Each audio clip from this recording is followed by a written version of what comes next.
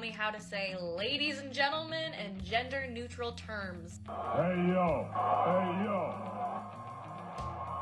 Hey, yo.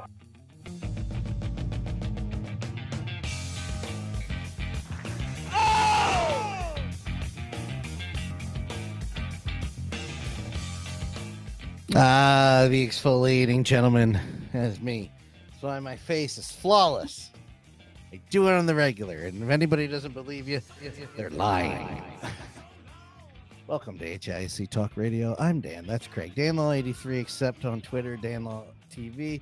Craig Lagans. And I actually put him on the wrong side. There he is. There on the right. We're on the right side now. We're about to get political. And hi all. Hello, Roscoe Taco. It's like I said I wanted to broach the subject and be gentle. I don't want to be that gentle, and I don't care in that way, but I really am not trying to hurt feelings, but at the same time, who cares? But no surprise of most of us, probably least of all you. The Undertaker had... Remember that guy, everybody? The Undertaker? Undertaker had one president hopeful to remain. He will remain nameless on his podcast, and naturally so Kane and Undertaker were endorsing Mr. Donald John Trump, which I only realized, and maybe I'm stupid, but I didn't know his middle name was John until a couple weeks ago, and I was like, wow, sounds that stupid, huh? All right. So he had him on his podcast, and I want to say, how do I say this? Not all Trump supporters are Nazis or have Nazi ties, but all Nazis are Trump supporters. And on top of that, and I said it on Twitter, I said it on social media, and I'll say it again, I don't care. As far as basics, don't care who you're voting for. You want to support Donald Trump? Support Robert Kennedy, support Joe Biden, support Kamala Harris, whoever you want to support. I don't care, really. But when you get down to the agenda of anti-trans, anti-LGBT, I can't ignore that. I can't ignore that. And I don't care all the other stuff that was said, the stuff from the rally. I don't care. I don't care. I don't care about Tony Hinchcliffe. I don't care that the least funniest thing on Kill Tony told a stupid joke that nobody even in the arena laughed at. I don't give a shit. But what I do care about is that man, Marc Calloway, marching his fucking daughter out there in front of somebody who is on record and on paper and in court raping and throwing the anti-trans thing at you. Like, this motherfucker is going to be the end-all be-all of trans people. That they're not going to, that's what set me over the... It's like, I don't know why I was surprised, but it's like, to me, and you can call me simple if you like. Whatever. I'm very open. We could debate about fiscal. We could debate politically. The rights of other humans, it's not something we can debate on. And when you make that a personality or part of your agenda, that's when I have a problem.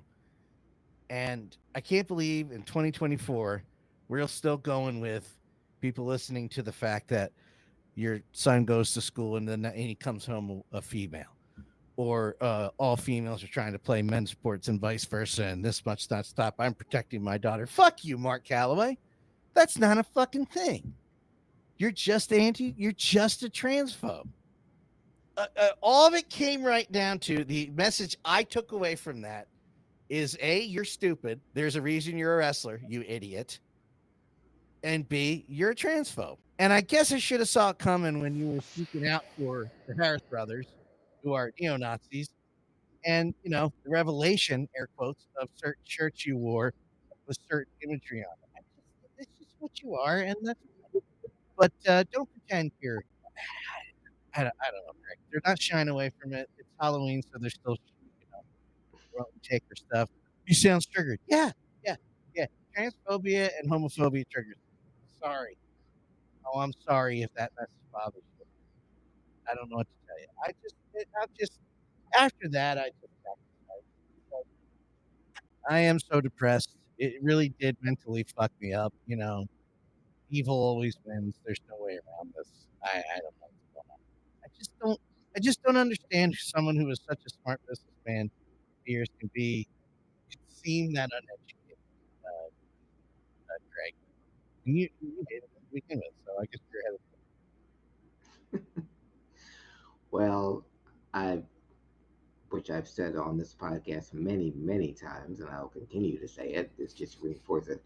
I've never been a fan of the Undertaker. on record. On record, say that. I have, however, have been a fan of Marc Calloway because I Sure. enjoy his stories, his his dedication to the business. He always protected the biz. Greatest gimmick in WWE history. So that guy I like, and uh, seeing him on other wrestlers' podcasts talking about the biz and his stories he has, always entertaining. Just a real fun guy. Um, this to me was just a ratings grab. I've always known about his conservative leanings, and with with Glenn Jacobs, he's there because he wants to get elected. He wants to run for Oh, office. sure. Yeah.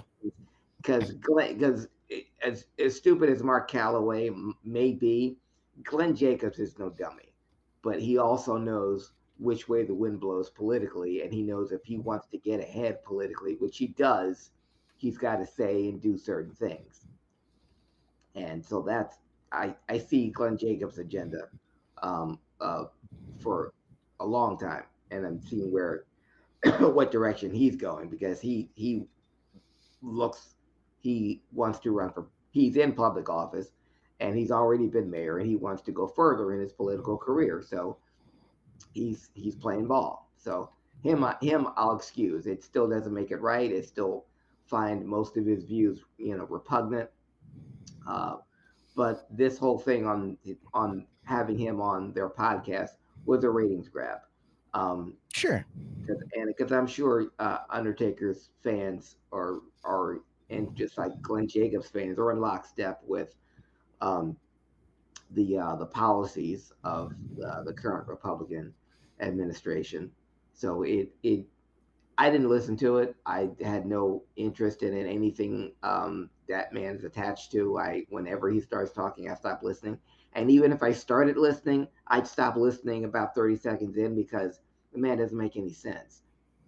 Um, but I mean, that's where I can't. I physically can't wrap my mind around that to begin with. But nevertheless, here we the hell are. yeah, and because it's a whole nother that's a whole nother issue. No, did it didn't bother me and it didn't shock me at all. It's just further disappointment where we are as a country and why this person is even seen as a valid presidential candidate, given his track record and given what happened 4 years ago. So that's what disturbs me the most, or that anyone would have him on the show with anything and to be pleasant to him, given who he is. Yeah, it Stu got to get to me too. I'm just as baffled. I mean, it's almost embarrassing. I mean, we were listening to our favorite radio show today, and we have a portal here in my city of Philadelphia, and we're looking at other countries, and it's like I don't want other countries to see us because like, aren't you the country that elected a game show host as president, and didn't he like get convicted of 34 counts of felony and fraud, and didn't he cheat on his wife with a porn star, and didn't he was an adjudicated rapist and Also raped one of his wives. Yeah. want to vote for him again? That's your country? It's like, yeah, that's us. Yeah, and people are saying it's close. It's like, how is it even close? Well, that remains to be That seen. remains to be seen. I don't give a shit about that. And I'm not going to touch on that, but I'm saying this: the general feel of this thing is just a huge, giant embarrassment. And having uh, him on the Undertaker's podcast, I'm sure it'll do great ratings for the Undertaker, which is all he wanted, which is all he wants. Um, but I, like I said, I can't stand the Undertaker, but I always like Mark Callis.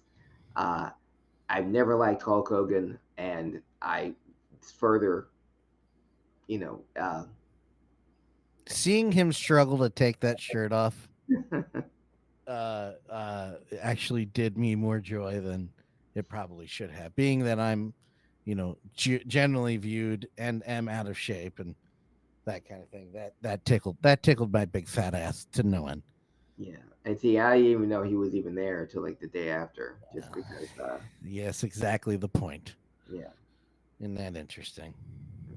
yeah. But no, I wasn't. It disappointed. Is put it in my. But like I echo the words of my good friend Dan Calachico. I don't care. I care to the point where I guess I just don't understand the Well, transphobia and homophobia. I just don't get it. yeah, I can't understand. I don't understand any of it. I don't understand why anyone, who I even people I consider to be smart or have a good head on their shoulders, why they would even consider anything that this man has to say. Why you would support anything, uh, any of his current agenda, because you're voting against your best interest. Why the last time we did this podcast, I was in the middle of a kerfuffle on my own post about Christopher Columbus, and the person that incited that was voting against their best interests. I think the guy you want for president, he doesn't give a shit about you, and would never. And because you don't look like him, and because you don't like any members of his immediate family, um, he'd want you out of this country. He'd want you out of this country. you know, Running on a I ticket of mass deportation. Go ahead. I think what baffles me even like furthers the baffling is the he doesn't care about you. He doesn't care about anybody. No.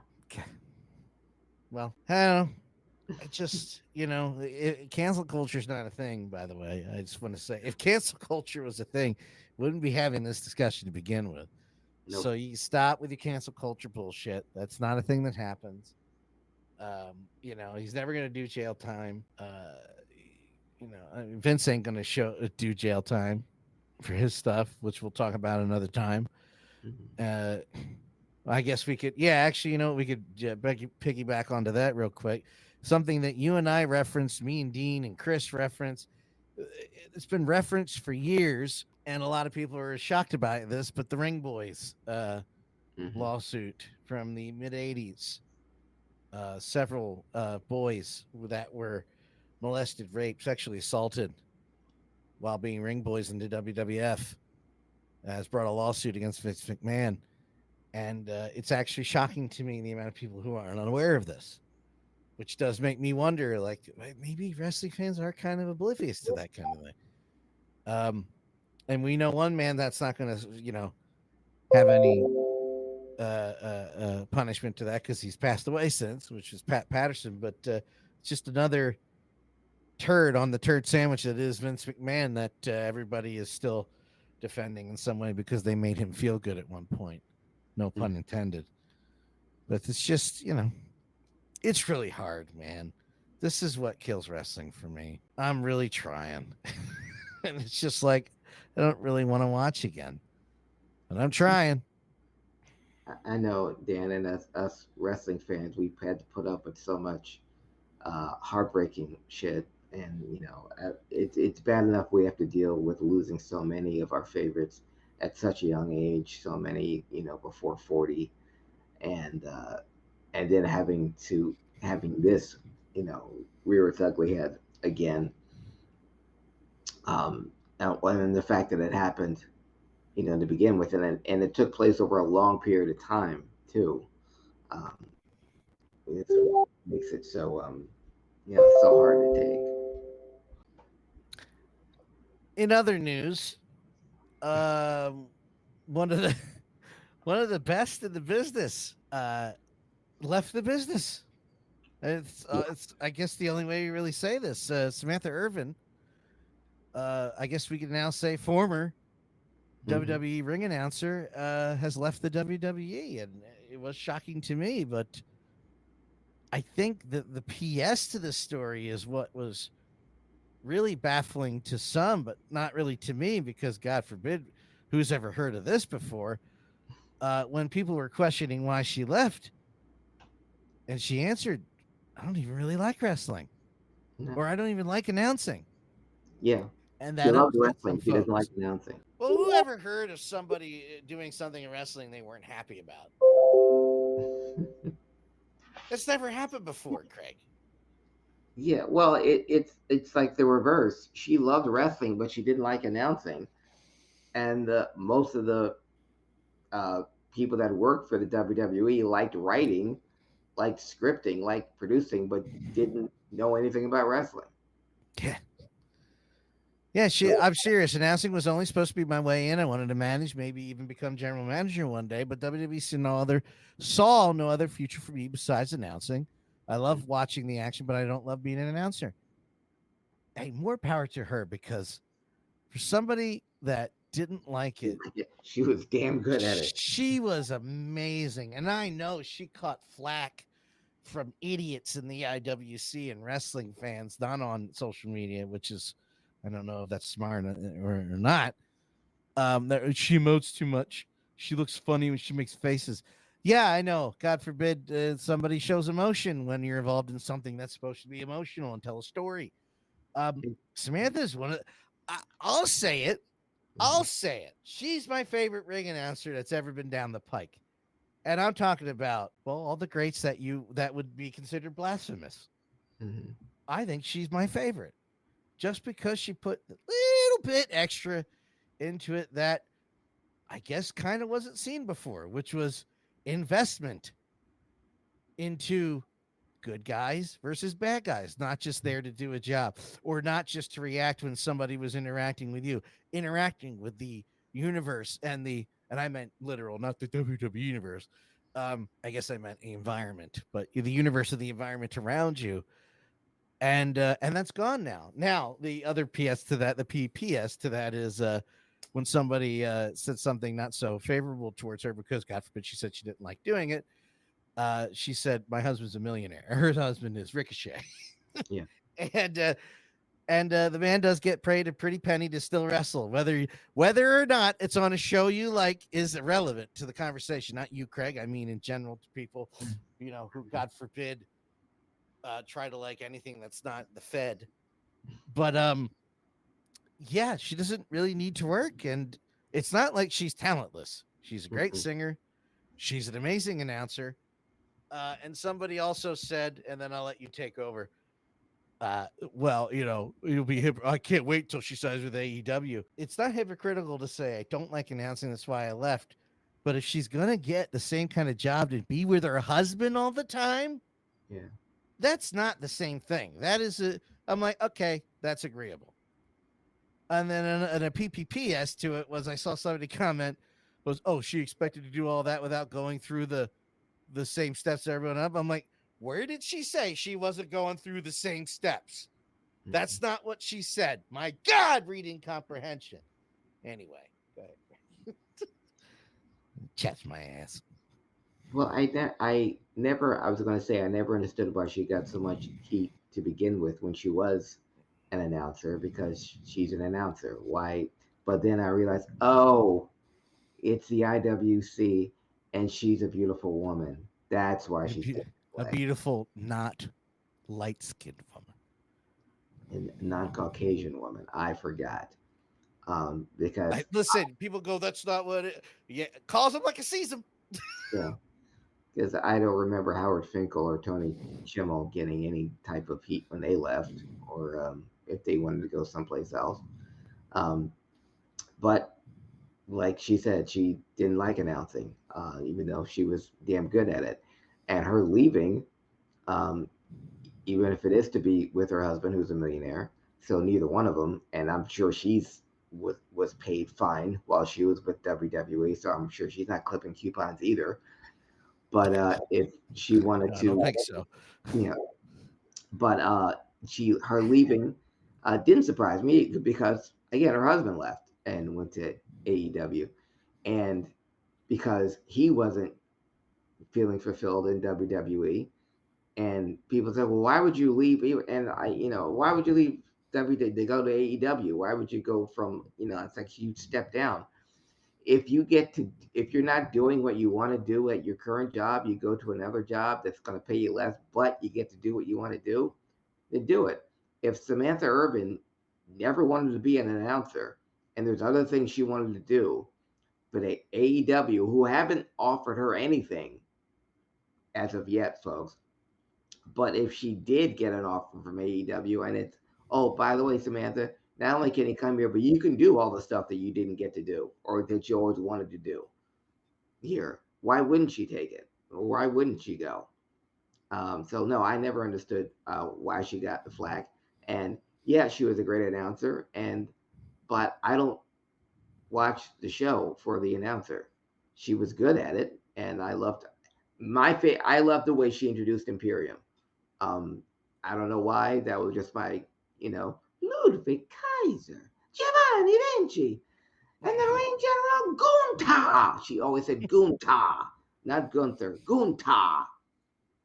Um, yeah, that was my favorite part. But again, I don't tune in to listen to the announcer. Like when one of our podcasts from a couple of months back, when people got flack over the new SmackDown theme. I don't listen to the theme. Oh, SmackDown's on. I turn it on. I don't. I. It could have been. It could have brought Kid Rock's theme back. Again, I wouldn't know because I don't turn on the show for the theme. So if people are getting bent out of shape over who does the theme or who does the ring announcing, man, you guys got a lot of time in your hands. And I don't know why that's more important than what's after the announcer and what's after the opening theme. It's the actual wrestling should be what you tune in for. I know that's what I tune in for because I don't know who does the opening theme, and I don't know who's re-announcing right now. And I really don't care because it's not that important. And my favorite part was somebody that was giving her some shit online is she goes, I don't have a boss anymore, so I can say this. Shut the fuck up. I was like, it's the little things, man. Yes. Ricochet is a great talent. Samantha Irvin's a great talent. There's not a problem. You're allowed to. I still like in 2024. I say that a lot. I'm trying not to, but give me a reason not to. That we're still hanging on to something like this. It's okay, even if she was like you alluded to earlier. Even if she does go to AEW, who cares? Yes. If you want to see her, watch the show she's on. Yes. What a baffling idea that is. I'm a wrestling fan. Yeah. I don't care who makes the needle move, just make it move. And yes, that was innuendo. Innuendo. If it's AEW 1 week, NXT, TNA, I don't care. Make the needle move. It's wrestling. I just want wrestling to thrive and be fun to watch. And that's not always fun. It's more fun than it is not fun. Mm. And sometimes it's not. Look at talk about things this week. I was trying to get one picture up here. If you give me a second, because speaking of TNA, I want to congratulate TNA for their Bound for Glory. Oh, yeah, that's how I do it. Bound for Glory. Bound for Glory 2024. Another sold out PLE premium live event. I do like the new PLE, PPV. Their latest PPV was another sellout. Oh, it's not a big arena. Who cares? cares? Look at that. Yeah. You know how I have waxed poetic on this show about being yearning for the days when they were getting 5,000, 6,000, 10,000 in arenas, and the original OG number 2 is doing it again. And I want this consistently. And you know my differences, TNA aside, Sam Callahan, um, Daphne. I still want wrestling to be awesome. So seeing this made me happy. Jordan Grace dropped the title, which makes me excited. Because God, I can never. Slamovic is the champion now, and she's amazing. But also, I have a feeling Jordan Grace is going to be walking in to the WWE soon, and that woman deserves the biggest crowds you could get in front of her, and she better steamroll, even through Rhea Ripley, that entire company. In fact, I can't wait. I need Rhea Ripley versus Jordan Grace like I need sugar. like now. But yeah, that's great. It was great to see Nick how you pronounce his last name, man? Ziggler. Nemeth? Nick Nemeth. Nemeth is still champion. It was good to watch. It was fun to watch and good to see. So thank you, TNA, and congratulations. Yeah, And keep it up. congratulations to Jeff and Matt Hardy, the new Yes. tag team champions. Yes. Again. See, just keep it clean, folks. Mhm. Stay clean for yourself and for those around you. Stay clean, brother. Yeah. It's all right. Mhm. Everybody struggles. Everybody has rock bottom. Everybody has bad days. I've been depressed all freaking day. This has been a terrible mental health day. Terrible. I didn't want to do this tonight. I'm having a good time. With that being said, my friend, I think it's time already for you to take over, Mr. Professor. Well, if And you it's wanted to have a good time, Dan, you came to the right place. Because we're going to go back to a time when times were good. When? Never thought about the future. I'm sorry, that was a Genesis Yeah. reference. You probably weren't going that way, but I did. Dan, anytime I'm with you, I expect to go somewhere Genesis related. Yeah. So, I don't know. People still get angry, and I'm like, what do you expect? what people? I don't get angry. Well, I mean, not seriously, but my friend Matt's like, I shut up about Phil Collins. Like, I will not. Never. I will not. Never. Hold on. Let me indulge me. Never.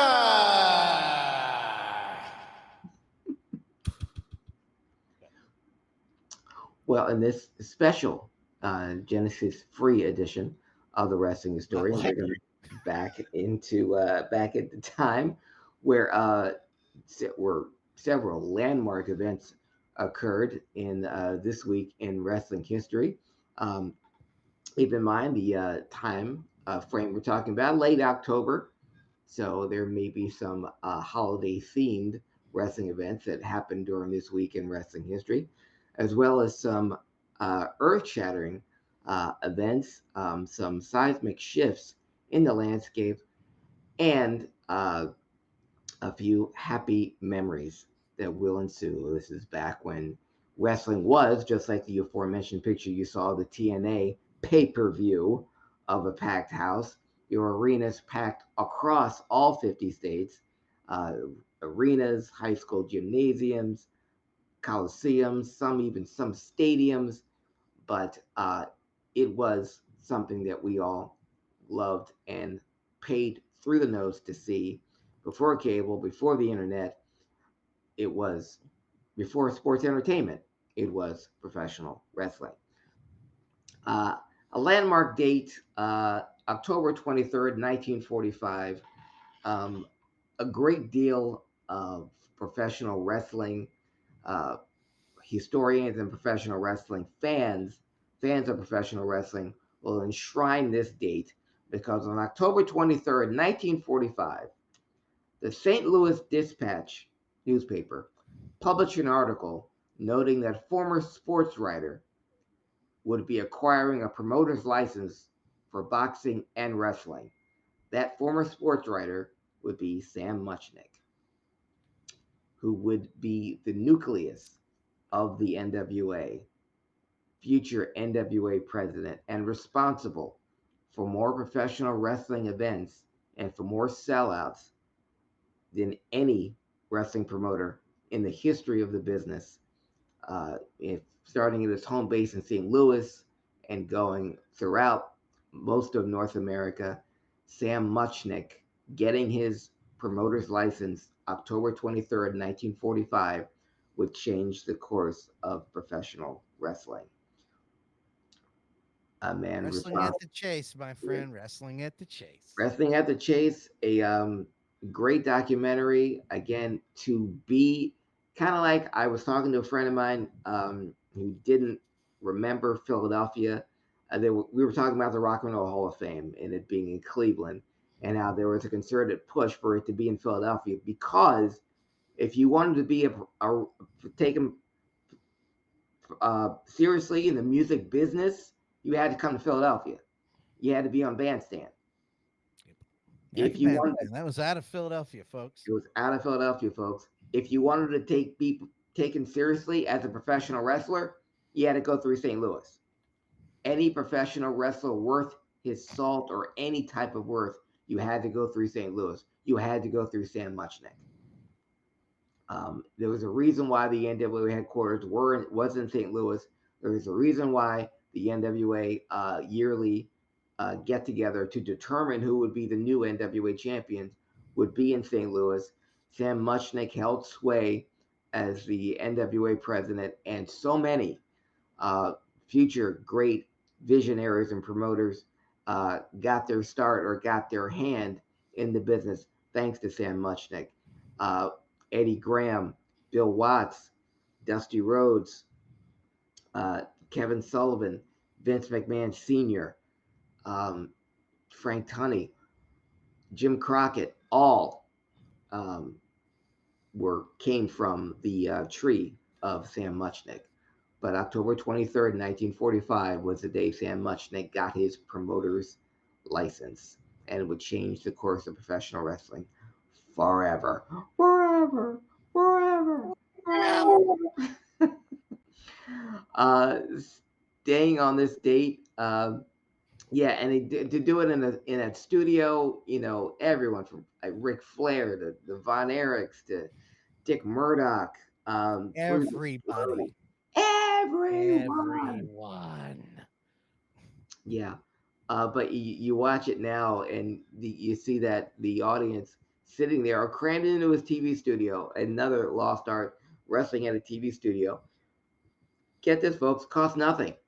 Equipment's already there. No overhead. You set up the cameras, you run it, you show it on your local station on a Saturday morning, and you get ratings that dwarf anything that's on network TV right now. Who knew? But Sam Muchnick, the nucleus of the NWA, got his promoter's license October 23rd, 1945. On that same date, October 23rd, 2008, was a debut in TNA. Going back to TNA, I always talk about shows that we should do, Dan, or we should talk about unheralded guys or most underrated wrestlers or most overlooked stables, because I know we've mentioned the Varsity Club. I would put this group in there too of one of the most underappreciated stables, but they made their TNA debut October 23rd, 2008. Kevin Nash, Booker T, Kurt Angle, Scott Steiner, and Sting. Hard to believe, 16 years ago, October 23rd, 2008, the debut of the Main Event Mafia. Great, thanks. That's just great. They proliferated, other just like with all great groups, heel groups. Other members would come in, Samoa Joe, Bubba Ray Dudley. But I gotta say, they weren't together long, but their backstage stuff, their promos, were worth it for me. Talking about when they would just be all show, but all of them, even Sting out of his makeup, wearing a suit, all of them in suits, dressing the best. Just a really underrated stable. Great idea. I really honestly don't know why it wasn't hadn't been done before, But what made it great was, when you saw the splinter effect, them coming apart. Kurt Angle's wife bickering with Booker T's wife, and those backstage segments, and Sting trying to tell Mike Tenay, this guy is all about respect, and having Booker T yell respect after everything, respect. Yeah, but one of my favorite groups, underrated stables, don't get a lot of press, and they shouldn't because they were together for a long time. But I always got a kick out of them. But October 23rd, 2008, the debut of the Main Event Mafia. God, Sting, even as a little Stinger growing up, one of the in jokes is he's not great on the mic. However, I think in retrospect, the last 20 years of his career, which has nothing to do with WCW, that's how long that guy was in wrestling. By the way, his mic work was just fine. Yeah. Because these promos were great. As you said, the backstage segments were fun, funny, or serious, but they were great. Kevin Nash looked like he was having fun most of the time. Booker T and Charbel were great. Scott was even Main Event Mafia was great. It was great, man. It was great. Great. Yeah, that is one of those things that just didn't last long enough. No, and because of the lack of competition that they had, and TNA was just enamored with stables anyway. Main Event Mafia, Aces and Eights, other ones, So but good. yeah, still good. Fun, man. Yeah, it still made I still watched, and it made an impact on me. But I'm bummed. Thank you. October 26th, Dan, 1997. Halloween Havoc 97. We celebrate this every year, and with good reason. Possibly the greatest pay-per-view match in WCW history. Possibly the greatest match in WCW history. Definitely the greatest cruiserweight match in WCW history. It's even commemorated on a shirt that was worn by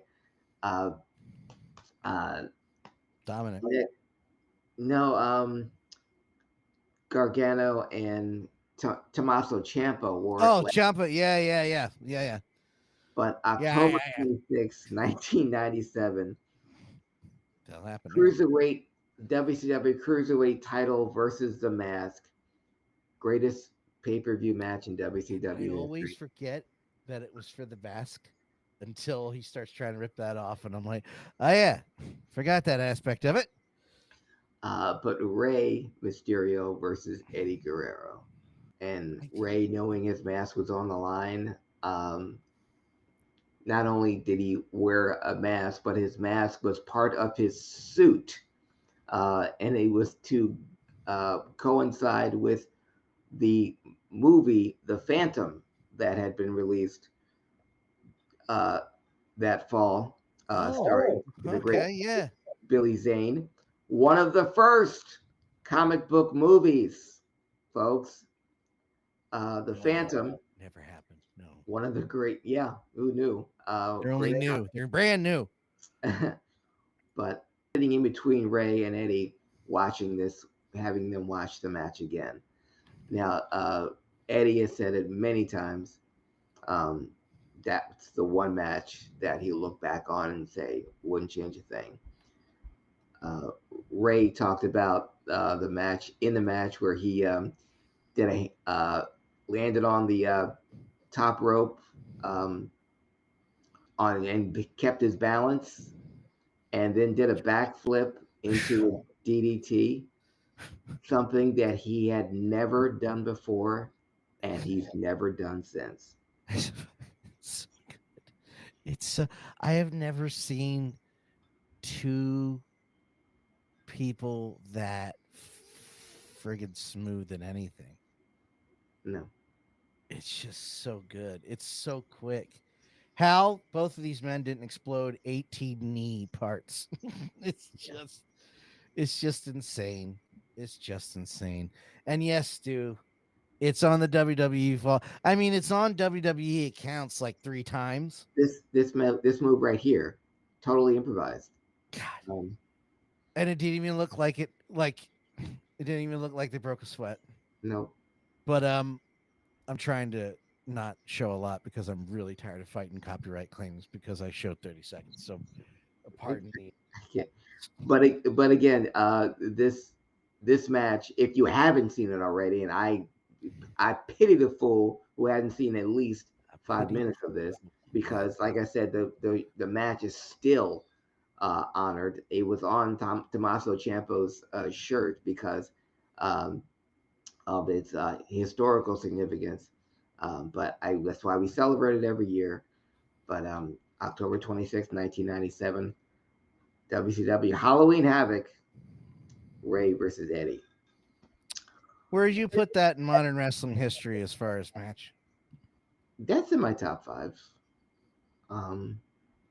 I put a, a Flair Steamboat match from the 78 that I saw. Steamboat Savage, WrestleMania 3. Again, common denominator, D. Malenko, Eddie Guerrero, ECW Arena. If it looks like a duck, smells like a duck, walks like a duck, quacks like a duck, it's it's Eddie Guerrero. Excuse me. Guerrero. Yeah. So yeah, so I got 2 Ricky Steamboats and I got 2 Eddie Guerreros in there, and I got a Midnight Rock and Roll. Yes, sir. I would like to trade you 2 Eddie Guerreros and 2 Ricky Steamboats for a Marc, Calloway and a Kane. No, I'm gonna have to cancel that bet. I'm gonna have to cancel that trade. No, thank you. You have to give me like 13 other picks. That's not happening. But yeah. Also on that same date, Dan, October 26th, happy belated birthday. We're celebrating another milestone. October 26th, happy belated birthday to Phil Brooks. Mr. Brooks, don't call me Phil. All right. Don't see you on the street and say, "Hey, what's up, Phil?" Excuse me. I don't know you. That was I'm not making fun of him. That was one of the most important takeaways from that interview he did after he left WWE. I was like, yeah, you don't. Do you walk up to the Undertaker and go, "Hello, Mark"? Yeah. No. I do walk up to Hulk and go, "Hey, Terry." Yeah. Because I have no respect for you. You say to his face, "I would love to. I would love to. I'm not fast, but I am faster than him." Happy birthday, CM Punk. Happy birthday, CM Punk. And give Larry extra biscuits for me. Yeah. Because Larry is the greatest dog that's not mine ever. Other than Dogpool. Yes. Dogpool, Larry, Albert, Phyllis on top. In that order. And a tribute to CM Punk, Larry has his own merchandise in WWE shop, along with his bracelets. But CM Punk, one of the most storied careers in wrestling history, a person who both of us saw wrestle in very small arenas when he was first starting out. Spent a great deal of time here in Philly and watching his work grow, his legend grow, and never think I would see him on the main stage, on the big stage. And when he went to WWE, went to NXT, and went to ECW, as it was at the time, but to see his rise and to see his type of his energy and his personality not be WWF's, not be WWEI's, he remained CM Punk. One of the rare times that a person got his same image, his same persona from the indies all the way to the big league. And you could thank Paul Heyman for that. Yes. Heyman was the one, please give this guy, not please, but give this guy a chance. This guy can make you money. But didn't change anything on him and got over being who he was. And it followed him to every company he went, even after he left, even when he was as far removed from wrestling as we both are from politics. The chance of CM Punk reigned down through whatever arena um, the WWE was in, and it never went away. Um, and his Yeah, remember all the signs we were like, stop chanting his name, he's never coming back. Oops. that's funny. Should have known to never say never. Yeah, Idiot. and CM Punk is living proof of that. His time in AEW, memorable. Uh, if only for he being the only wrestler there that drew them live crowds, drew them ratings, drew them merch. And no one had before, and no one has since. CM Punk has left an indelible mark on professional wrestling and sports entertainment,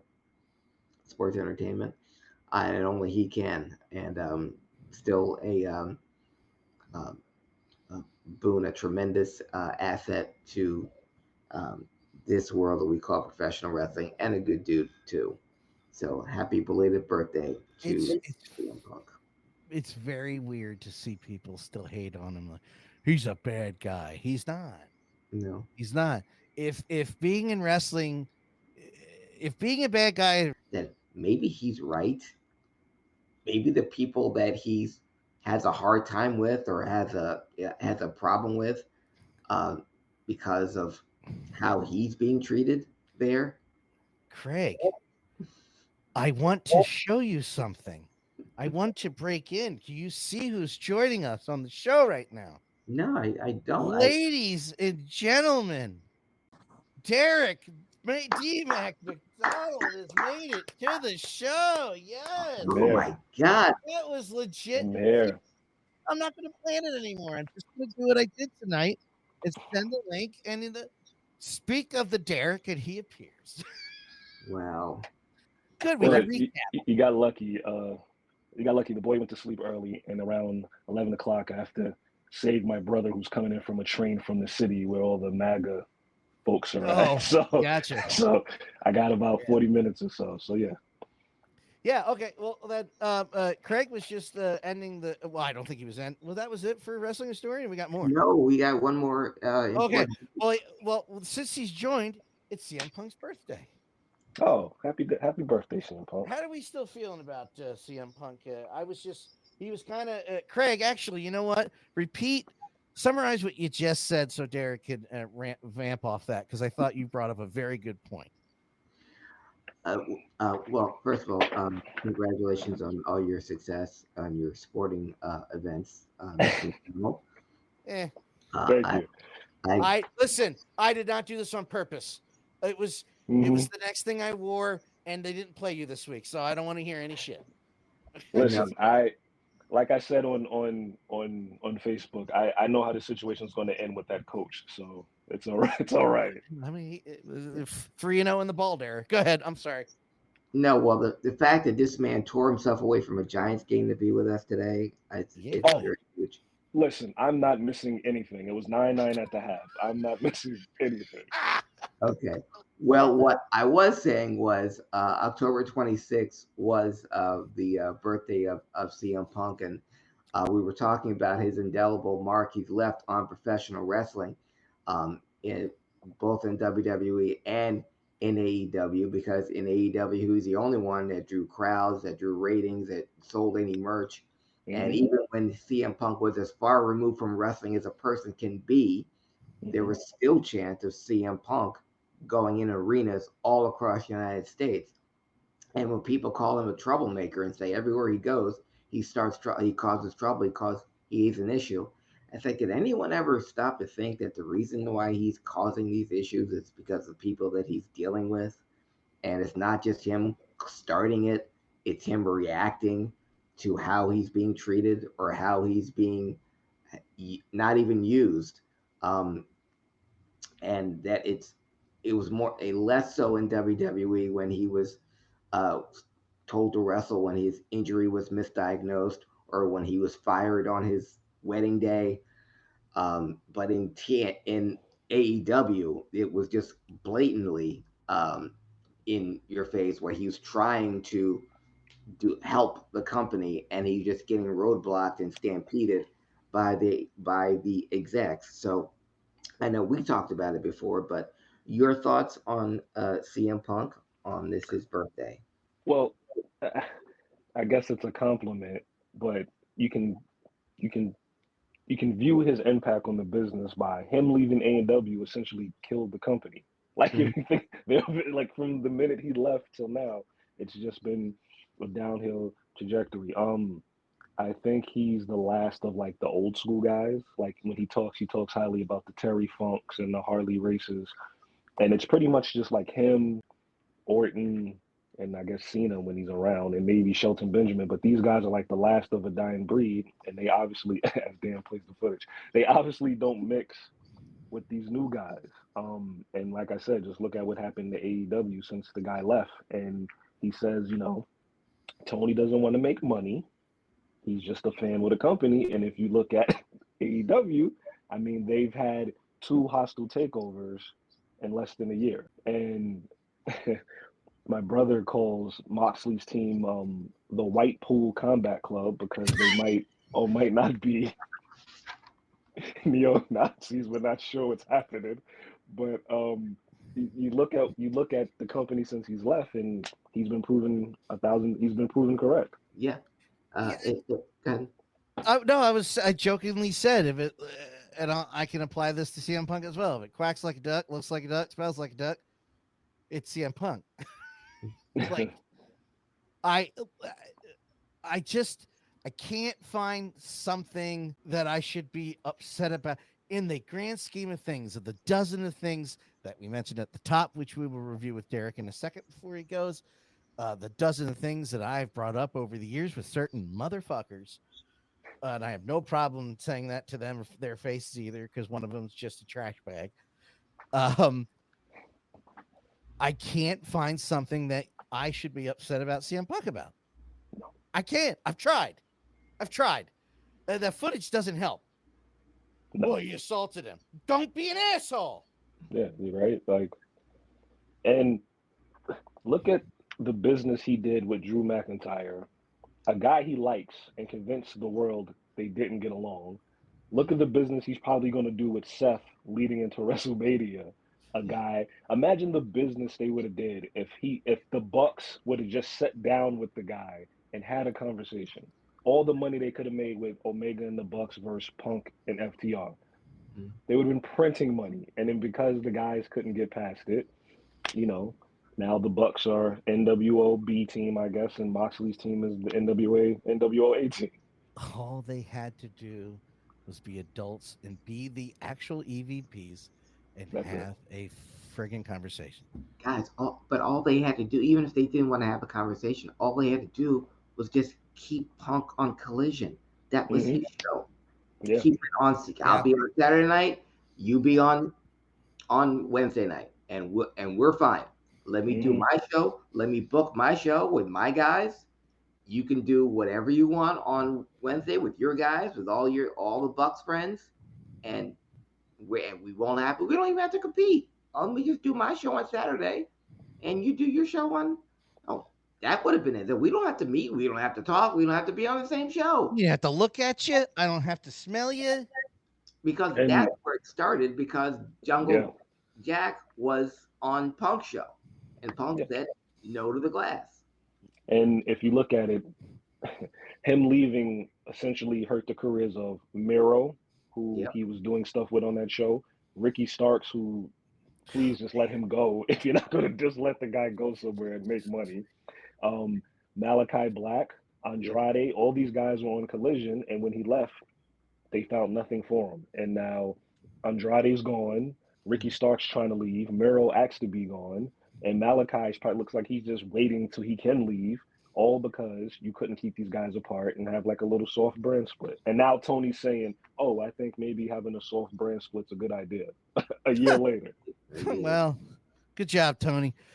Before we get too sidetracked, Craig, finish that's rush to finish, but the next thing or the last thing on the wrestling history. This is the last thing, and I'm glad you're here, Derek, because today is a very important day in professional wrestling history because we're celebrating the 35th year anniversary of an event that took place right here, Philadelphia, right down the street from me.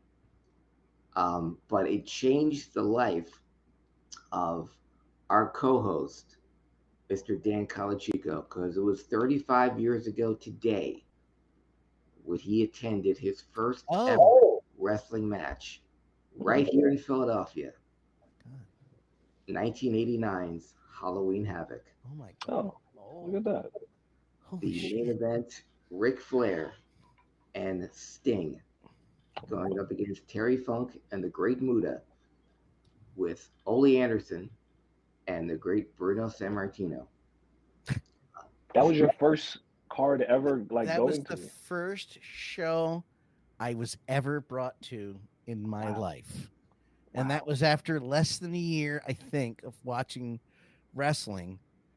My Aunt Lisa, my mom's sister, was a wrestling fan, still is. I know because I made a comment about the thing we're going to talk about again to review now that Derek's here, Undertaker. And she had an angry react to it. I was like, she still pays attention. Very good. I thought she was dead, but yeah, that was the first one. So Philadelphia Civic Center.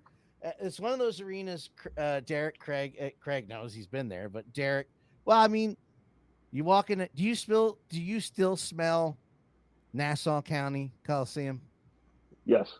I'm not saying that as an insult to New York. No, I know exactly what you know what I'm talking about. Yes. It smells like a bunch of guys and girls sweat their balls off and ovaries off playing sports as much as they could at a professional level or otherwise, and you can smell it in that building. And I'm assuming the Nassau Coliseum, even though they refitted it, kind of still smells like that because you can't get rid of that. Yes, my dad used to say when we walked in, it smelled like Dr. J's Afro Sheen. He would always say that.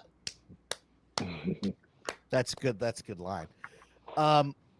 I re-experienced that specific smell again when I went 2012 question mark. The then Adirondack Phantoms, Philadelphia Phantoms, Lehigh Valley Phantoms played the Hershey Bears at Hershey Park Stadium, outdoor AHL game. But we were there hours earlier, and even though they play in a newer arena, I say newer arena, a modern arena, Giant Center, the Hershey Bears do, the old arena is still open right next door, just as close as the Spectrum was to, well, it's a little further, but it's within a walking distance, Spectrum to the center. And this was built in the, oh man, I'm gonna date it wrong. I'm gonna look it up in a second because I do not want to get yelled at by one of the biggest Hershey Bears fans in the world. Literally, wife. Hershey Park Arena. If these weren't noise canceling, I'm sure I could hear her going, "It was 19 this, you idiot." 19. Holy shit. That's not right. Hershey Park Arena is what I want, not Hershey Park area. Excuse me. That said 1906. I'm like, I know that's not true. That's the arena. 1936. I was going to say 1935. I was going to be 1 year off. It was opened in 1936. They still play hockey there. Not the professional team. I think they practice there, but like college and high school age and middle school age teams play there. The Hershey Cubs, the Bear. I love that. The Sixers play there. And the Sixers used to play there. In fact, a certain somebody when they scored 100 points and everybody saw it, all 50 million people saw it, was inside this arena. It only holds like 7,000. But when you walk in, it smells like Wilt Chamberlain played his ass off there. It smells like the Bears won 4,000 Calder Cups there. It's not 4,000, but it's a lot. Trust me, I have to hear it all the time.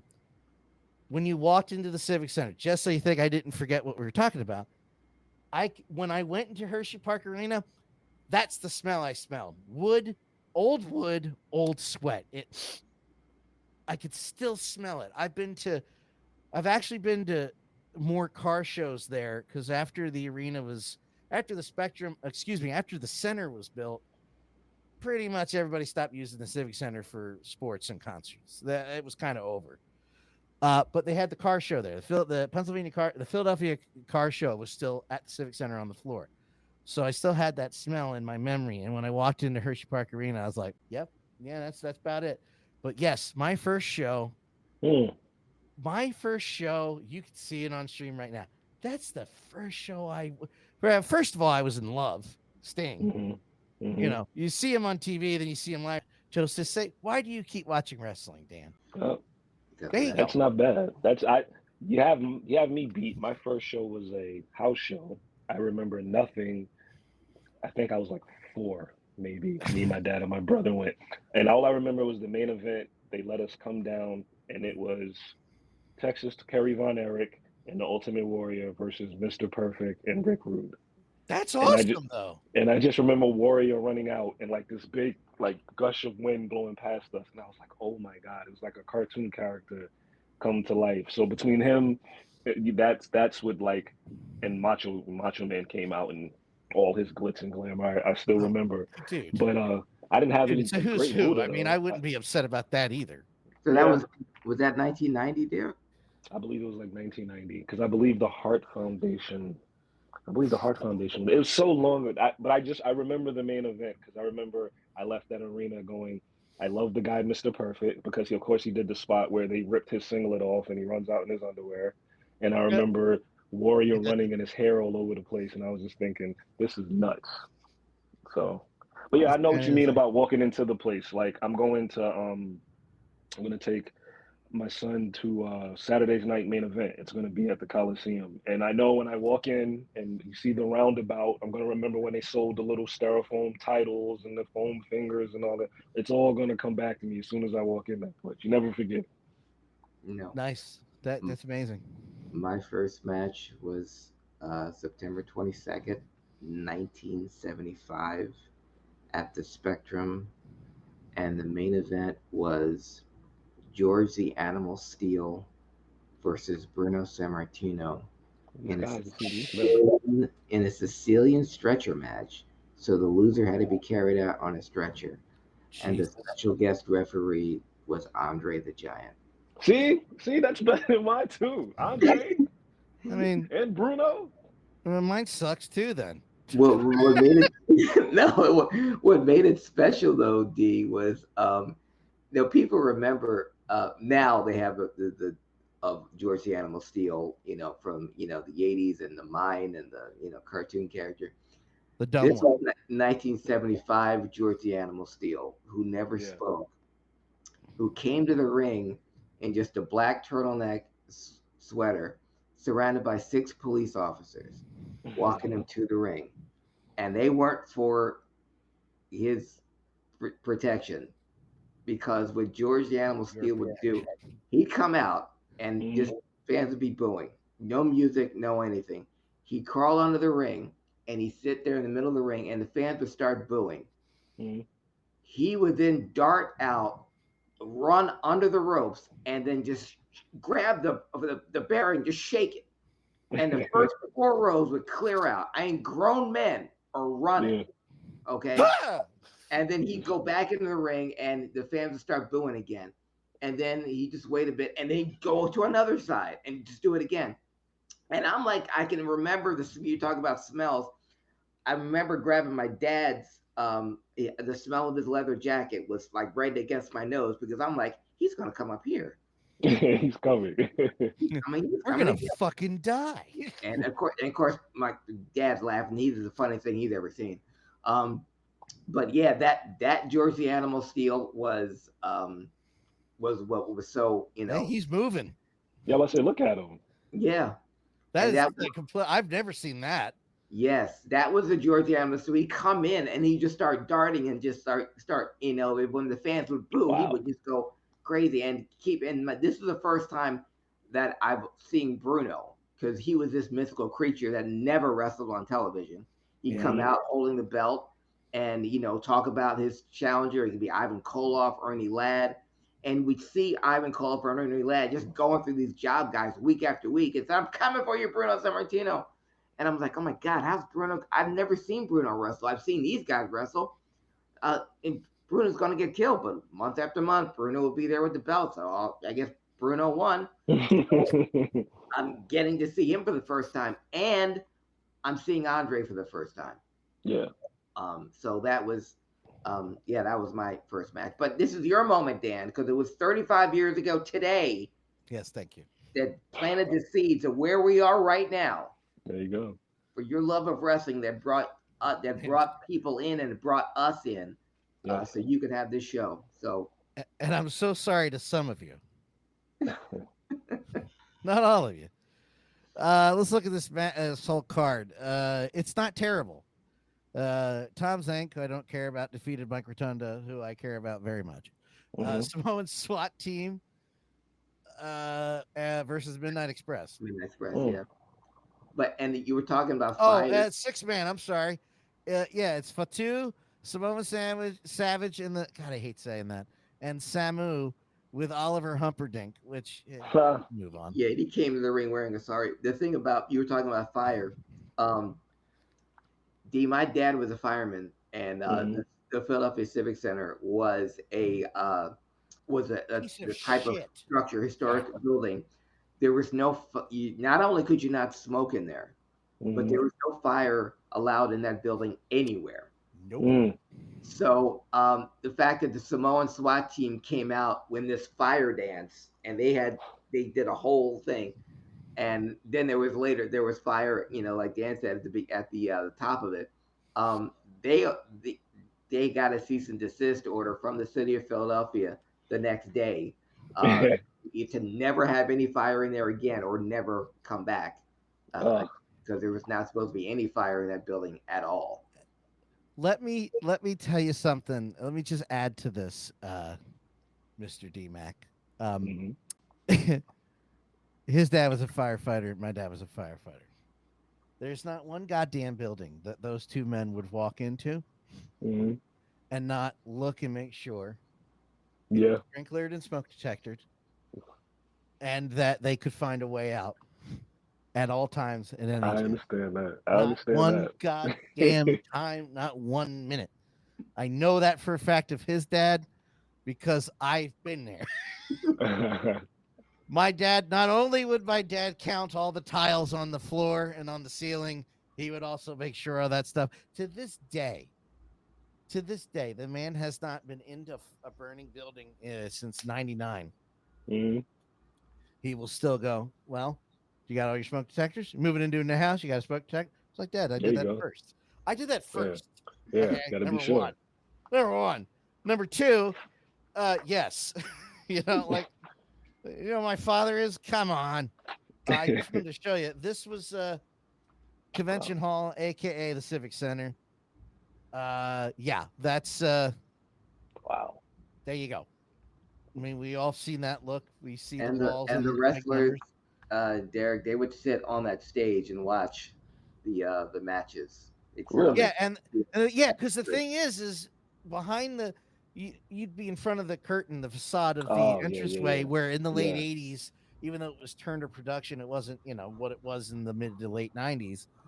So once the match started, that shit would go dark. Yeah. You know that. The WWE would keep their entrance thing on, but it would still go dark, but you could see the reflection. That stuff would go dark, so they could come out there and you'd not notice. Yeah. And you'd catch people not scurrying away, but like when the match ended and the lights came up bright, you'd see people going back. You'd be like, hey, was that? No. Yeah, that's for the Beatles. Beatles played there the first time in Philadelphia. They played Convention. Well, the only time they played Convention Hall. Sorry. My bad. And there was a hockey team there. I just want to... The Firebirds. There was two. The Blazers played there too. And it was also, speaking of the Civic Center and NWA, it was also September 27th, 1988, where the Midnight Express would defeat Tully Blanchard and Arn Anderson to... Midnight Express were United States Tag Team Champions. Tully and Arn were the NWA Tag Team Champions.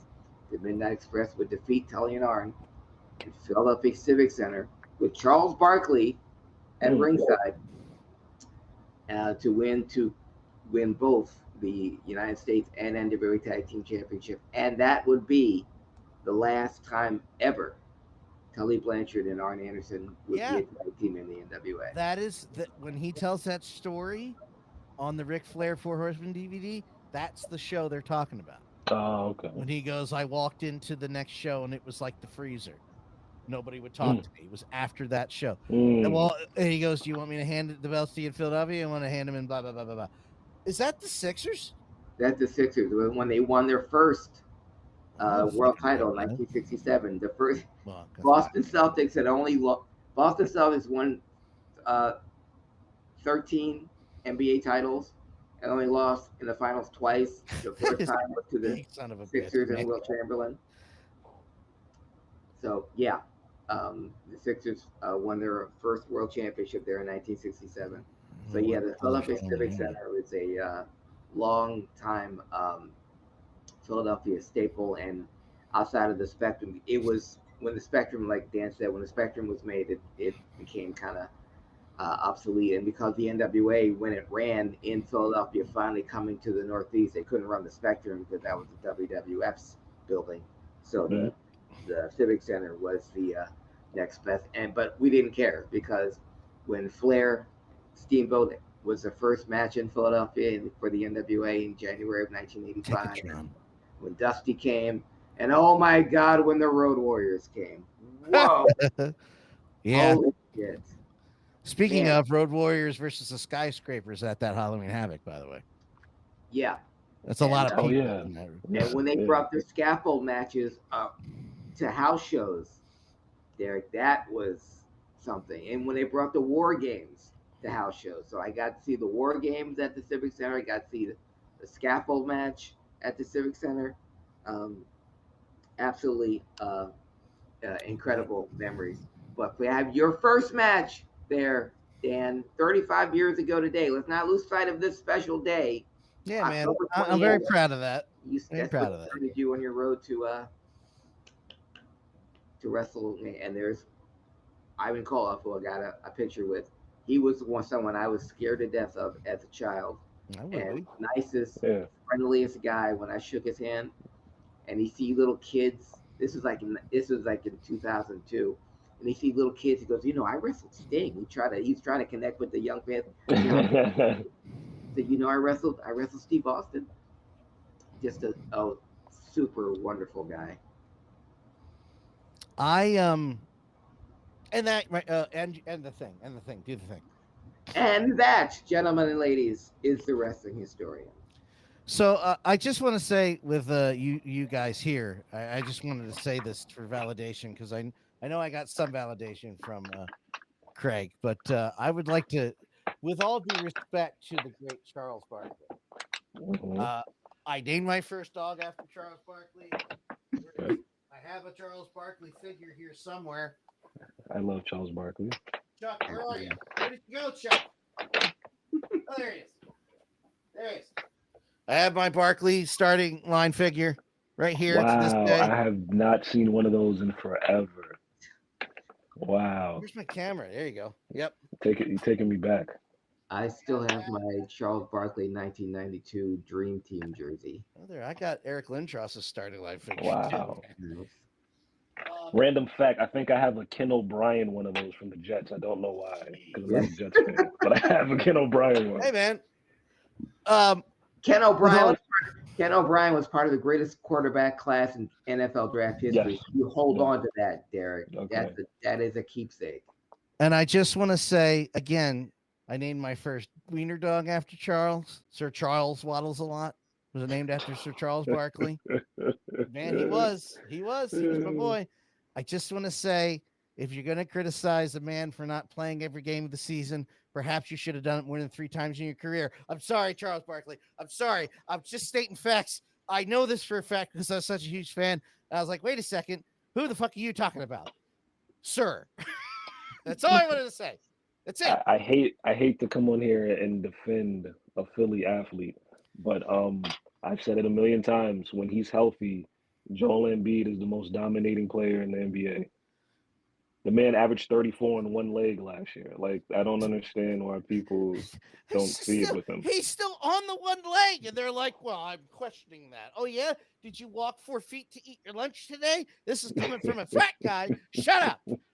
And thank you for that sentiment, Derek. But as a Sixers fan, not being upset that he can't make the opening game or not the opening week. It's important that Joel Embiid plays in March, not that Yes, he plays in October. exactly. Don't care if he plays in October. I'm aware of the way that the NBA skews the Sixers and how the NBA views the Sixers because they never give us anything. Now all of a sudden you have to have a certain amount of games to be eligible for the MVP. Yeah, that was his trophy last year. Yeah, that Yes. was his. I Well, just want to say, it as the completely. And one resident, more thing, Dan. Let me make this sorry. point. And I'll let you go. Oh, go ahead. Go ahead.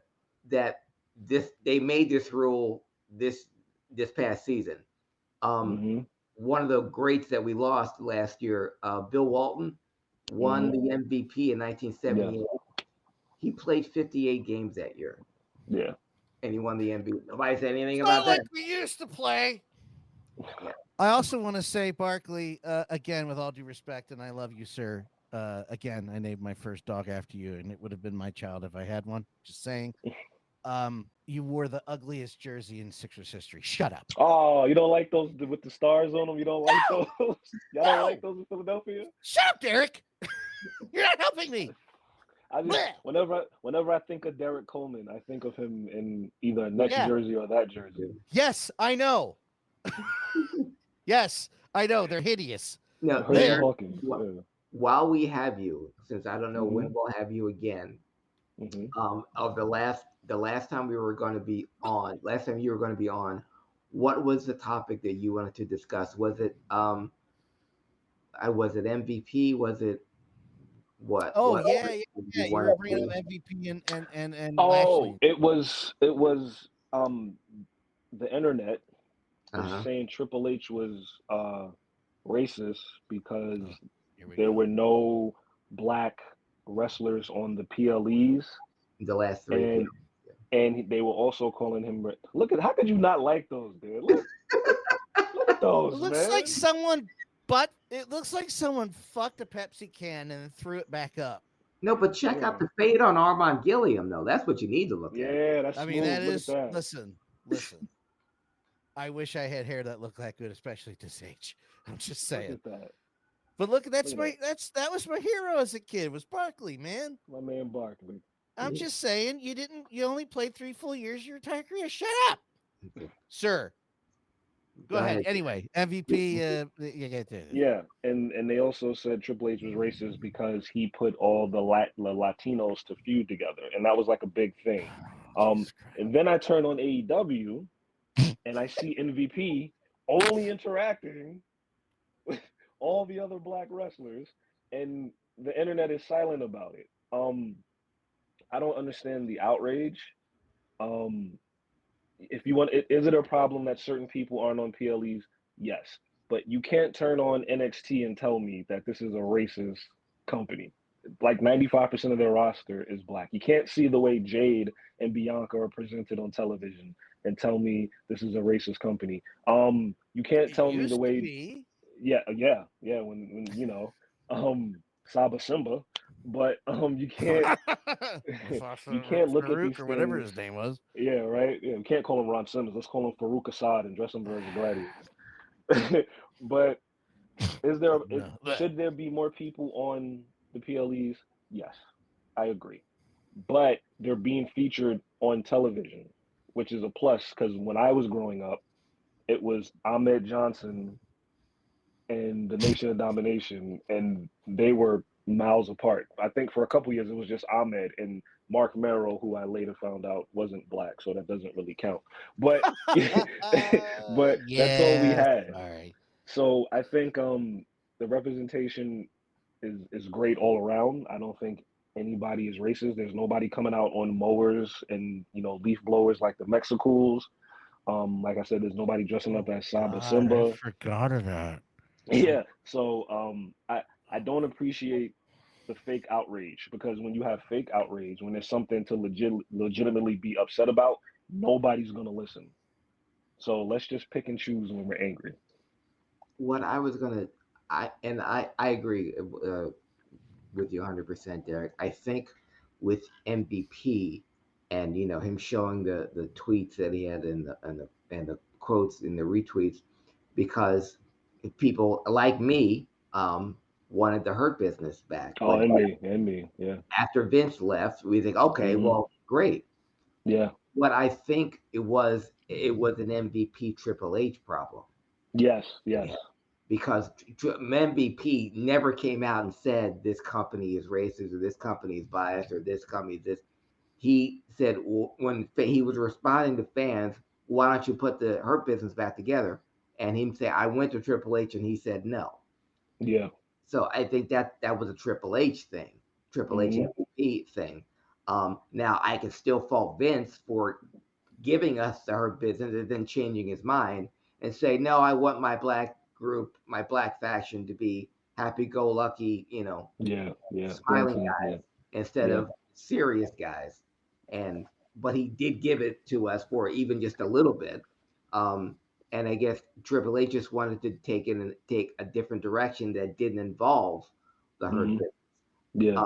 Because just like we before we went on the show today, we were talking about Samantha Irvin leaving the WWE and her saying that she never wanted to be an announcer in the first place. There was a lot of things she wanted to do in the wrestling business that she would never have got to do in WWE. So if she does go to AEW, she may get to do those things. So if she goes to AEW, she shouldn't get any flack because she's finally getting to do stuff that she wouldn't have been able to do in WWE. And I think what we're seeing now with MVP, if he reforms the Hurt business or the Hurt Syndicate, he can't call it the Hurt business, because that was MVP's vision of only having black wrestlers. Yes. And I'm thinking it was an MVP Triple H thing, not this company's racist thing. I mean, there is a miles of evidence to support the WWE being a racist organization under the McMahon regime. You can point to the lack of male black wrestlers on the WWE roster, main roster now, not in NXT, but main roster. But I think when we see MVP in AEW, this will be him getting to do things that he would not have been able to do in the WWE. Yeah, and I saw some people wondering why why Cedric resigned and he didn't join them in AEW. Just Google Tony Khan and Big Swole and just see the interaction he had with Cedric's wife. And I think you'll see why Cedric didn't join them in AEW.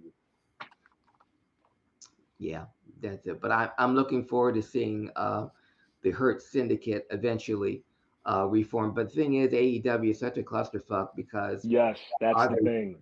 Are they faces? Are they heels? Obviously, everyone's excited to see Shelton, and everyone's going to be really excited to see Lashley. But where do they go with this? Especially now with the are they going to be the force that goes against the White Clan? Dean Klansman is also what my brother calls him. Rubber Stomper. That'd be the perfect thing, but it seems like they want to turn Orange Cassidy into Sting, which is ridiculous. Okay. I guess. Just go fuck yourself. I think they missed the most important thing about the NWO is they were fighting stars. So they were fighting Lex Luger and Sting and the Giant before he joined these guys. DDP became a star. They weren't fighting, nothing against, the guys who were representing AEW, but they weren't going against, Bunkhouse Buck and who I love and those guys. But D-Mac, also the NWO were stars. Yes, there's nobody on Moxie's crew that is a star that you would think, oh my God, this guy's teaming up with that guy. You can have a bunch of mid-carders and guys that you never did anything with. And so that's what sets them apart. And I know with AEW, they're faction heavy. Everyone's got to be in a group of some sort. But they need a booker. But because right now I don't. Yeah, we're looking at Big Swole right now. Yeah, love Big Swole. Yeah. Ho, ho, ho, ho. Let's hold the phone for a second. They're married? Yeah. Yes, that's his wife, yeah. Like, listen, first of all, both of you. Yeah. Second of all, I remember that because I entered myself into that chat Mm-hmm. and was dishing out to certain white folks. To Mm-hmm. certain white folks on that one. Because all of them were saying the same thing. Well, she's not very good. Yes. Anyway. I'm gonna zoom in on me for a second. Hold on, Derek. Hold on. Go ahead. What the fuck are you talking about? Who watches that and goes, not so Yeah, good. right. Yeah. Giving the talent they had at the time. Yeah, she was one of the best. And all the people who said she wasn't good enough, explain to me why Athena is stuck behind a paywall in AEW. I mean ROH, and she's probably one of the best females they have. They were all white. Well, and Athena, and not the, putting down your pointer. Athena had a reputation of hurting folks. That's true. Yes, yeah. I remember that was the thing in NXT. Yeah, that Yeah. she hurt people. But when you look at the TNA women's division, how because of their lack of training and their lack of putting together any type of training facility, you have more injuries, needless injuries on the women's side than there has been in any other division in either company. I just want to double down on Big Swole, no pun intended, and say I just wanted to point out this is why I put this video up, just to make this point. Big Swole made a regular forearm look massive. Yeah, look at that. Yeah. So fuck you. If you think she has no, you're an idiot. Well, like Dan, it was all flashing back to me, and I remember that. I'm like, oh yeah, that shit. Well, you remember they were saying she wasn't as good as Penelope Ford or fuck off. These are the people they were, because all this talent they have now wasn't there. It was really just her and Britt Baker, really. No disrespect to Penelope Ford. No disrespect. I love Booker T so much, but that was just I was just like, really? Come on. But go ahead, Craig. I forgot before you even. It wasn't your fault. I completely forgot what I was going to say. Well, going forward, as we look at the current landscape of wrestling in both companies, or we can just concentrate on the WWE. Do you guys have any predictions for the future of the Bloodline? It seems to be teams seem to be forming for the upcoming Survivor Series, but who's going to be on whose side? Who do you see, Derek? I think because I hope it has to be leading to War Games. Mm-hmm. I would guess it's going to be Solo's Bloodline against Roman and the Usos, and in the perfect world, I haven't watched Raw yet.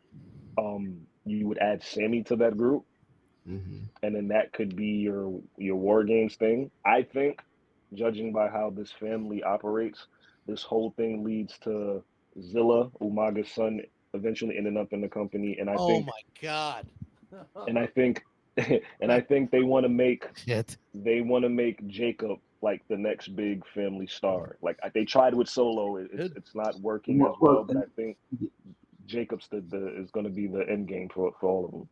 Well, Jacob's who Solo was supposed to be. I mean, yes, yeah, but under the McMahon regime, he wasn't going to be coming in. But Jacob is going to be the guy that's your Roman Reigns. And if you saw the little face off he had with Braun Breaker last week, that's your Roman Reigns versus Brock Lesnar 2.0 in about 3 years. I think my perfect world, you were saying that, and that's a good one. Your scenario. Mine is Solo. Craig? Yes. Just real quick. The hamper in that wrench, Derek, is who said, was it Jimmy or Jay that said to Sammy's face, "You wouldn't understand. You're not family." Yeah. Okay. So I was like, and well, you when you see Raw tonight, there's some validity to what you're saying, Derek. Okay. See, okay, good. Go ahead. My dream scenario is Survivor Series is Solo, the Tongas, and Jacob Fatu against Roman of the Usos, and they come out, and then, ladies and gentlemen, and my name is Paul Heyman, Oh, I forgot about, yeah, Paul. He has to come back. Yeah. and because of my allegiance to the tribal chief and to my Samoan brothers, I am here. But I also have someone that I also have an allegiance to who will join this fight. Cue the music. Enter Brock Lesnar. Mm. Yeah. Yeah. And I I'd think be lost in all this is the appreciation for Roman, because all this happens because he did what he did with his character. Like Yeah. he kind of branched off, and now his whole family, they're all like, Jay is a star now. Jimmy has 5 years ago you couldn't tell the Usos apart. Now they both have their own personalities. Solo, he got Jacob into the company. Tama Tonga, who I loved when he was in New Japan, he's in the company. Like all this branches off from Roman telling Vince, I don't want to come back as the same guy. Give me Paul. Let me work with Paul, and here we are. And it's such great storytelling, D, because Roman became the biggest face in the company without being anywhere near a ring since WrestleMania. Yeah, yeah, Great storytelling. spoiler alert. yeah. I With the didn't same, mean I to do love when that. they work with Sammy. Sammy hitting Roman with that chair at Yeah. the Rumble. That reaction from that crowd. Oh, And do you realize this bloodline storylines we're going on we're going into year number 3 that's crazy. with Good, this? good. Yeah. Good. You and I have been saying for years, and Derek and everybody who's ever been on the show has agreed. Longevity and storytelling.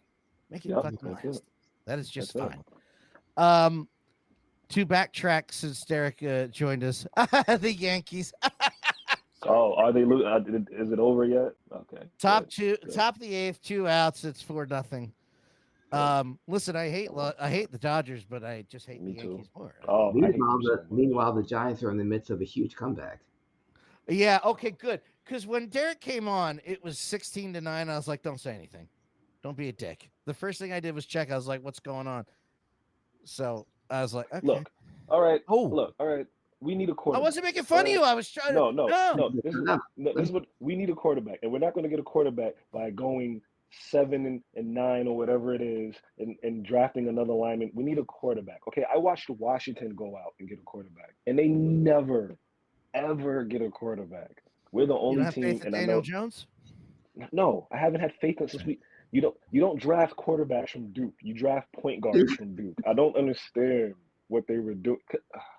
That's a good point. I never even actually thought about that. Yeah, and My also, bad. and I know as a Giants fan, I'm not rubbing it up, but that draft, every Giants fan that I knew was like, "Oh, we need a quarterback. Get Josh Allen. He's right there." And so We if you're had looking at what Josh Allen is doing in Buffalo, and yeah, Duke is known for basketball. They're not known for football. I don't know if it was Shermer. It might have been Pat Shermer. We fired so many coaches over the last 5 years. But when the guy, whoever it was, he wanted to draft Patrick Mahomes when he was in, Patrick Mahomes slipped a little bit. And they Yes. were like, no, he's from Texas Tech. It's not a football school. And then a couple years later, we draft a quarterback from Duke because he went to Peyton Manning's football camp as a kid. And he looks like Eli. Yes, and he talks like Eli. Oh my God. Falls like Eli too. Yes, and he runs and trips over his own foot just like I'm Eli. He sorry. just doesn't have the big stupid shoulder pads. Dan, why'd you get me started? I'm sorry. I didn't say anything. He's the one that updated you on the goddamn score. Was it me? Derek, how much time you got? What is it? 11:11. I have about 5 minutes or so. Okay. We'll Okay. wrap it up. Yeah, I was gonna say. Okay, so Undertaker, go. Yes, I don't have to Undertaker set and that Kane. up. Undertaker and Kane. First of all, shout out Dave Bautista. I love everything Bautista's about. Oh He's an yeah, amazing thank human you for being. saying that. I Good love point, Dave. The thing I took away from, and I think I posted him online, the thing I took away from that is Undertaker tells Trump, oh, you made politics fun. And in my mind, I'm thinking, if you think what this man has done to this country and has done to politics is fun, then you're a terrible, terrible person. I can't say I'm surprised by Taker. I don't know why he did it, because Ratings. nobody goes to his I actually enjoyed his podcast. The last one I watched, he had Yeah, we all the last two. Yeah, the one with Kane, and I'm not the biggest Kane fan, and just listening to them tell stories was amazing. Mhm. And then you go and do this, and it's like, why? What do you stand to gain by having him on just for the divide alone? Why would you put the man on your podcast? I didn't understand it. I Derek, don't understand it. Ratings. I made this point, and yes, I'm focusing on this, and that's just fine if you don't like it. Not you, I mean anybody else. When I came in on it, it was when he brought his daughter out and Yes. went into God. went into the whole trans thing about they're coming into our. I gotta protect my daughter from men playing with sports, and then rest in Yeah. peace. And that's when I was like, okay, that's all, brother. That's all I need to see. Yeah. And I said it at the top, and I'll say it to you, Derek. If you want to support that person, fine. You want to support Kamala Harris, fine. But if you're going to make it about that, zero respect. In fact, go fuck yourself. And that's when he marched his kid out there, and he's like, and first of all, in front of that guy, of course, that's all not true. He hasn't raped anybody. Mm-hmm. Sarcasm. He was set up there, and the court set him up. Yeah. Set up his fucking age-riddled nub dick. Anyway, there's me crossing line. Fuck yourself. That's when. Anyway, I mean that. That's when I lost. That's when I was like, okay, that's the agenda. At least you told me. Yeah. Of course it is. Of course it was. I don't know why I thought anything different. Yeah. And it's fun again. I've tried to be open-minded because I tried. And when this whole thing, what was it, 8 years ago, when all this happened, I was like, you know what, Derek, you don't judge people based on their political views. I try not to, but when certain things are said and you just ignore it or you make excuses for it, I can't be bothered. And how he can sit and have that man on a podcast, knowing the people who support him, the things he's done, and then go, hey, Booker, you want to come over? Hey, Booker T, you want to come over and sit down and laugh and talk about the old days? It's just weird to me how you can, yeah.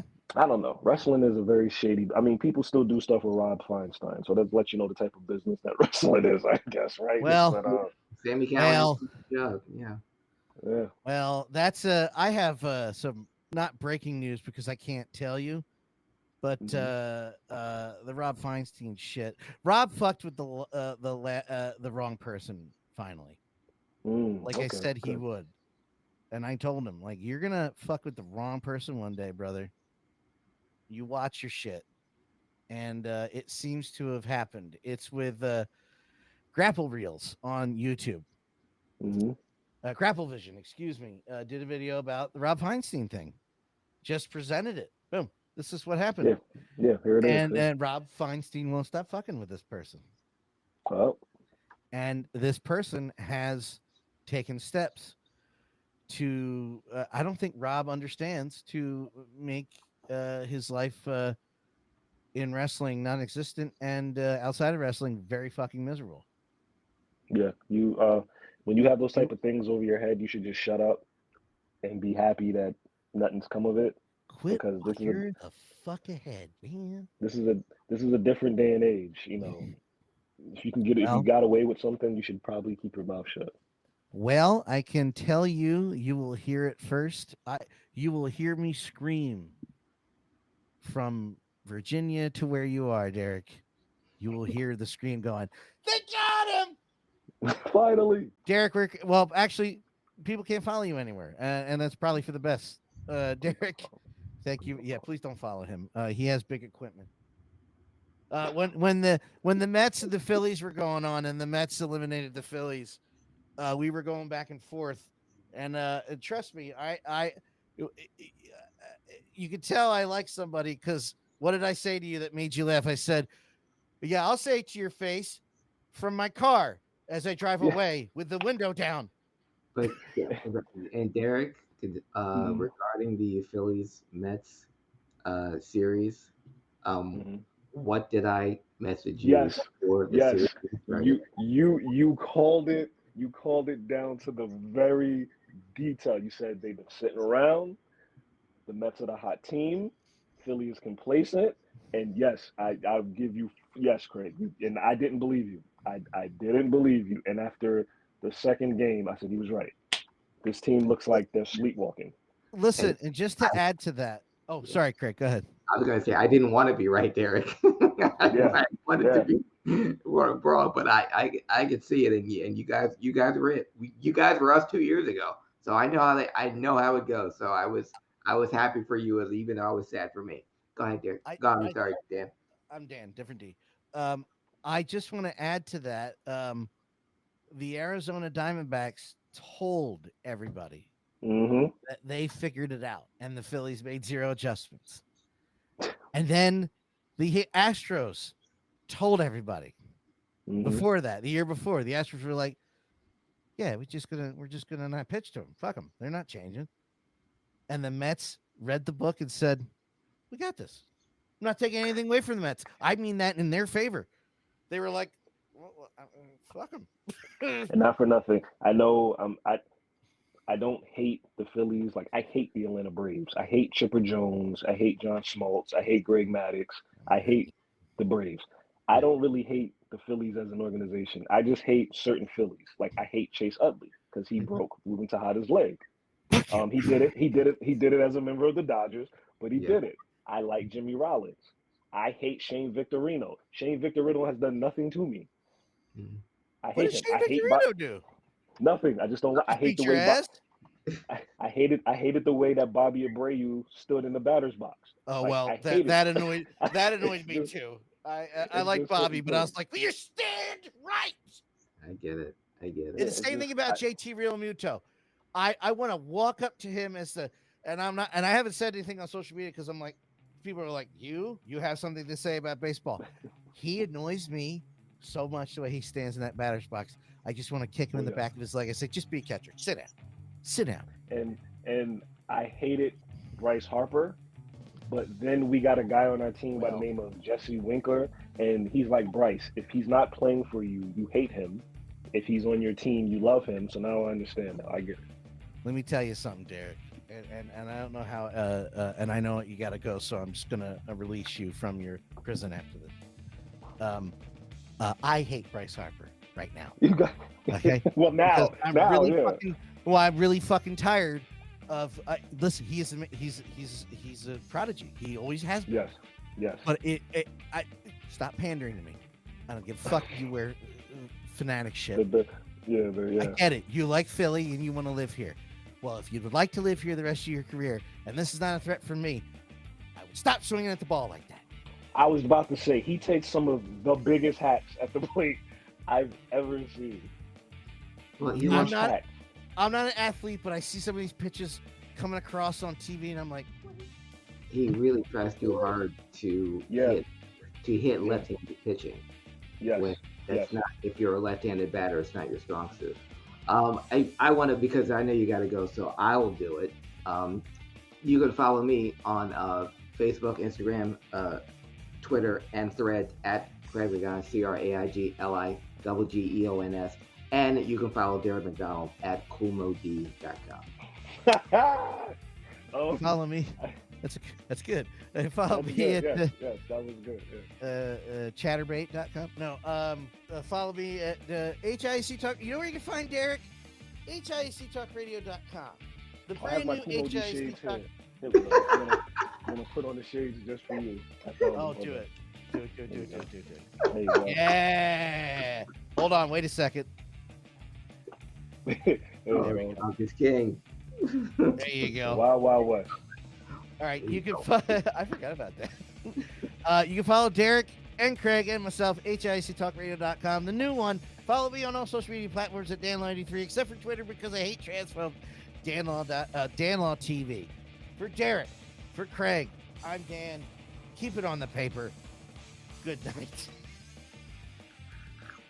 And I am just going to let you guys go, both of you. I'm going to hit the outro video, and then it's going to cut the live feed because I know Derek's got to go. I have to go potty. Yes. So do the dogs. I will be back soon because I figured out a way to put the boy to sleep. He just sleeps with the dog now. Like the dog hops in the bed with him well, and he there you goes go. right to sleep. So I'll be okay. I will be back. Me too. Good to see you, man. All right. Good seeing you guys. Love you Gentlemen, guys. it was a great show. Thank you for coming, Derek. Late. It No was problem. still great to see you. Thank you for coming. Yes, I mean yes. that in a good No way. problem. Thank you for getting here. Don't mention it. Craig, love you. Love you, Love you. Derek. Good night, everybody. All right, love Thank you you for guys. Good watching, night. Stu. Good night, everybody.